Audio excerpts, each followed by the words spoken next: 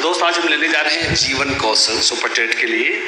तो सबसे पहले हम जानेंगे गाइस क्या है जीवन कौशल। तो एक बात तो साफ हो गई होगी आपको कि जीवन कौशल कोई किताब नहीं है, जैसा नाम है जीवन जीने की कला ही मेरे बच्चों क्या है जीवन कौशल है। मतलब एक आदमी अपने जीवन को बिताने का कौन सा नजरिया अपनाता है, हम उसी को क्या बोलेंगे जीवन कौशल बोलेंगे। उदाहरण के लिए जब से समझेंगे कि देखिए गाइस जीवन जीने के भी कई तरीके हैं, कुछ समाज द्वारा मान्य है। लाइफ में आप समझते हैं दोस्त रोज चुनौतियां आती हैं, हम कभी सफल होते हैं कभी असफल होते हैं, हर दफा वैसा ही नहीं होता जैसा हमने चाहा होता है। कई बार अपन तनाव के शिकार हो जाते हैं, कई बार असंतुष्टि हम में भर जाती है, कई बार कुंठा आ जाती है, कभी कभी द्वंद्व के शिकार हो जाते हैं। तो इन सारी चीजों में होते हुए भी, फंसे होते हुए भी हमेशा आगे की तरफ देखना ही मेरे बच्चों क्या है जीवन कौशल। बहुत इंपॉर्टेंट है गाइस, फिर से बोल रहा हूँ, यह कोई स्कूल का सिलेबस नहीं है, जीवन जीने की कला ही मेरे बच्चों क्या है जीवन कौशल है। मतलब जीवन कौशल मतलब लाइफ का आर्ट है एक प्रकार का। तो एक बार देख सकते हैं जीवन कौशल, यहाँ पे दो परिभाषाएं हैं।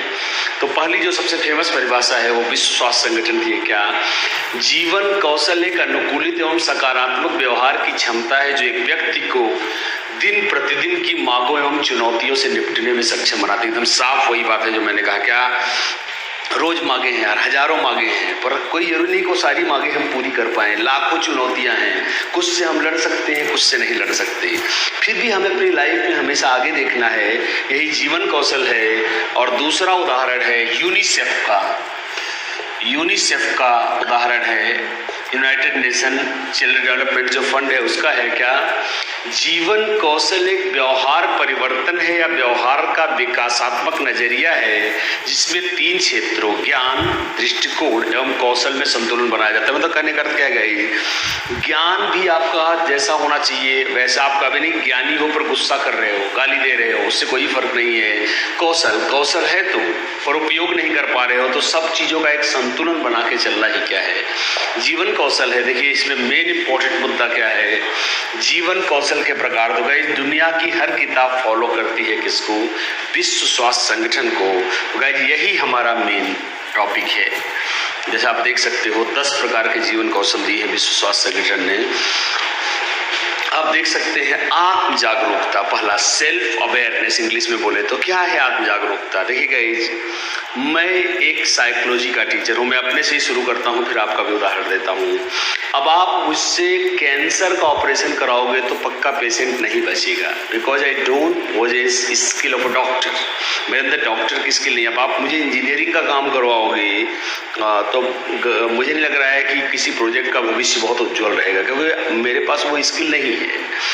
अपनी हदों, अपनी क्षमताओं, अपने मजबूत पक्षों, अपने कमजोर पक्षों के बारे में जागृत होना ही।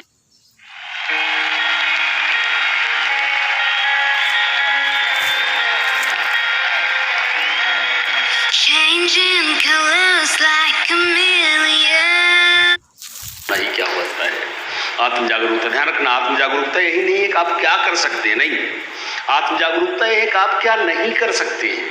आई मीन दोनों का नॉलेज, क्या चीज आपको परेशान करती है, कौन सा काम आपको नहीं करना चाहिए वरना आपको लॉस होगा।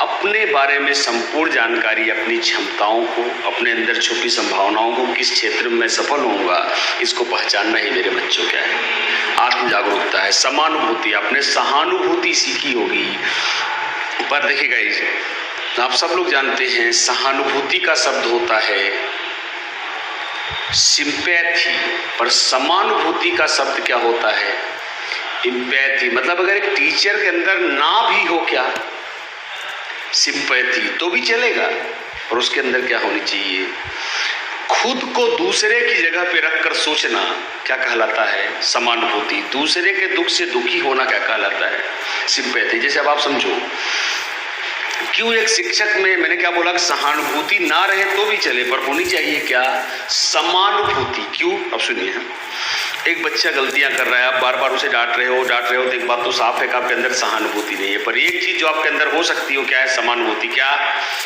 उसी की जगह खुद को रख के अगर आप सोचोगे तो आप खुद जानते हो कि इस उम्र में आपने भी कोई तीर नहीं मारा था, आप भी गलतियां करके ही सीख के आए हैं।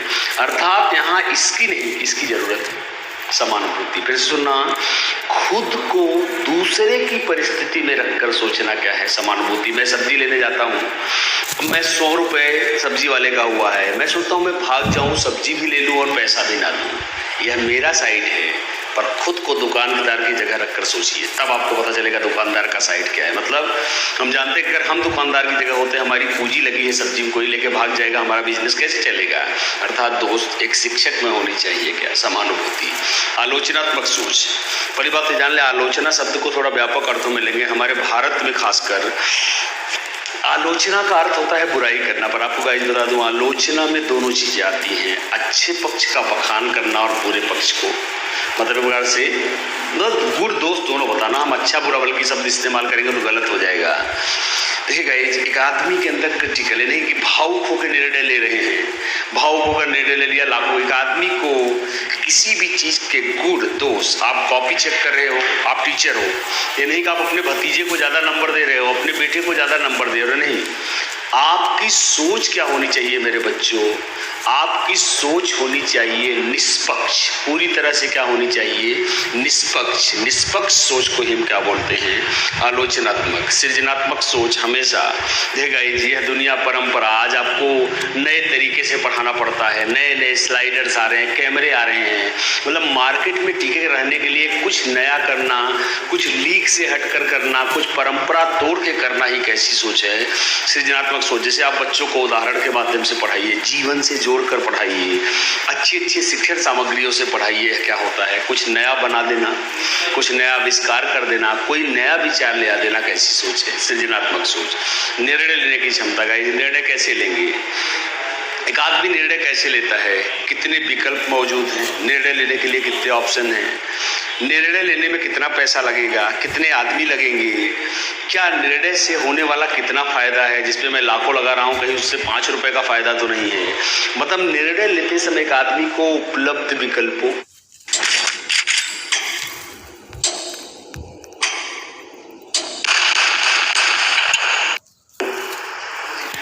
निर्णय से प्रभावित होने वाले लोगों, निर्णय में लगने वाली पूंजी तथा निर्णय के संभावित परिणाम इत्यादि तत्वों पर सोचना चाहिए। और अब आएगा गाइज निर्णय लेने की क्षमता, और अब छठवां आएगा अंतर वैयक्तिक कौशल, इंटरपर्सनल रिलेशनशिप्स का इसका अर्थ है गाइज क्या, रिश्तों में एक पिता के रूप में, एक पुत्र के रूप में, एक पति के रूप में, एक व्यावसायिक टीचर के रूप में, सभी जगह आपको कहीं डोमिनेट, सभी को बराबर समय देना है। कहने का अर्थ क्या है, इतना ज़्यादा पैसा कमाने में बिजी हो कि परिवार को वक्त ही नहीं दे पा रहे हो, बच्चे की पेटीएम 4 बार से हो रही, चारों बार से एब्सेंट हो, पेरेंट्स टीचर मीटिंग में पहुंच ही नहीं पा रहे हो।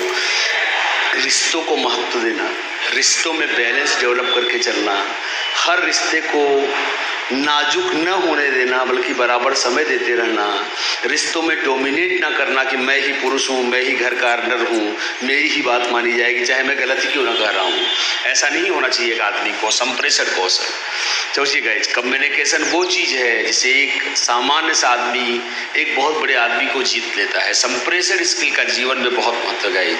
कहते नहीं, आपको बात से ही निर्भर करता है, गाँव में कहावत है कि बात ही बताता है कि हमको मार खानी है या मिठाई खानी है। मैं सिंपली आपको बता रहा हूँ संप्रेषण कौशल, कैसे आप बेहतर कम्युनिकेशन करेंगे। पहले सही भाषा का प्रयोग करें। अब देखिए, सामने वाला हिंदी जानता है, हम चाइनीज जानते हैं, कहाँ से कम्युनिकेशन होगा। उपयुक्त भाषा का चयन, उपयुक्त व्यक्ति का चयन, जिस आदमी को सेठ समझ के 5 महीने से मिठाई खिला रहे हो कि आपका एक काम बना देगा, 3 महीने बाद पता चला हो तो चपरासी, आप हंसोगे और आप बेवकूफ़ बन चुके हो। हमेशा कम्युनिकेशन के लिए उस व्यक्ति का चयन करें जो डिसीजन मेकर है। तीसरी चीज़ क्या है, उचित माध्यम। अब रेडियो के माध्यम से आलू नहीं बेचा जा सकता, मूली बेचने के लिए कोई टीवी पे आज तक प्रचार देखा है नहीं। किसी भी चीज़ को करने का उचित माध्यम, जैसे स्टूडेंट को पढ़ाने के लिए आप स्टूडेंट ढूंढोगे, आप सब्जी वाले को थोड़ी ढूंढोगे। हर चीज़ का एक राइट मीडियम चुनिए, उचित माध्यम, उचित व्यक्ति, उचित भाषा, साथ साथ उचित परिस्थिति। नहीं कोई आदमी भगा जा रहा है, रुको रुको काम है, सही समय का भी ध्यान रखें। यह चीज़ें हैं संप्रेषण कौशल में। तनाव से छुटकारा बहुत बड़ा स्किल है। WHO इसको बहुत, आज की दुनिया में इतना काम है, आदमी तनाव का शिकार हो रहा है, तो कैसे पाएगा एक आदमी तनाव से छुटकारा। चलो एक बार आपको फ्लैशबैक दिखाते हैं। पहला, पॉइंट नंबर 1, तनाव से छुटकारा। रोज व्यायाम करिए, योगा करिए, मनोरंजन करिए, आप अपने पसंद के गाने ये सब सुनिए, और हो सके तो लाइफ में खुश रहिए। जीवन में हमेशा जिद्दी मत बनिए, आपको तनाव से क्या मिल जाएगा, छुटकारा, भावुक नियंत्रण। अब नहीं हा हा करके हंसते जा रहे हो, एकदम आंसू बहा के रोते जा रहे हो, इससे रहिए। नहीं अत्यंत क्रोध में दुर्वासा ऋषि बने हो, 5 मिनट बाद कपिल शर्मा बने हो। मतलब एक व्यक्ति को हमेशा भावुक रूप से बैलेंस्ड होना चाहिए। और समस्या समाधान कैसे आप जोड़ेंगे समस्या क्या है पहले ही जानिए। समस्या हल करने का कितना चांस है, कितने प्रकार से हल कर सकते हैं, समस्या हल करने में आपको कितनी ऊर्जा लगेगी, और समस्या का संभावित परिणाम क्या होगा, इन सब बातों पर ध्यान रखेगा ये। तो आशा करता हूँ दोस्तों यह एक बहुत ही सटीक लेक्चर रहा होगा। मैंने कम समय में आपको बारीक से बारीक पॉइंट बताने की कोशिश की है। तो इसी के साथ गाइज मैं आरपी मिश्रा आपको गुड बाय करता हूँ। Thank you guys, thank you.